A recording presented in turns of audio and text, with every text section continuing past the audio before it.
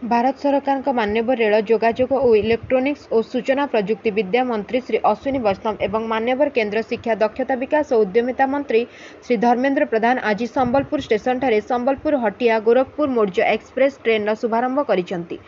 Gorakhpur Hatia Gorakhpur Maurya express Sambalpur पर्यंत संप्रसारण पर संबलपुर ठारे आयोजित कार्यक्रम में माननीय केंद्र शिक्षा दक्षता विकास एवं उद्यमिता मंत्री श्री धर्मेंद्र प्रधान और रेंगाली माननीय विधायक श्री नाउरी नायक उपस्थित थिबा बेले माननीय रेल जोगाजोग एवं इलेक्ट्रोनिक्स और सूचना प्रजुक्ति विद्या मंत्री श्री अश्विनी वैष्णव वीडियो कॉन्फ्रेंस माध्यम कार्यक्रम में योगदान करथिले। उद्घाटनी उत्सव में आज शुभारंभ ट्रेन संबलपुर एक स्वतंत्र ट्रेन भाव में चलाचल करछि।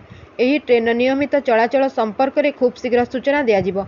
हटिया एवं गोरखपुर मध्य ट्रेन पर स्थिरीकृत रहणी स्टेशन और समय सारणी में कौनसी परिवर्तन करा न जाए एही ट्रेन संबलपुर पर्यंत संप्रसारित होइछि। Bureau report Ekamra news.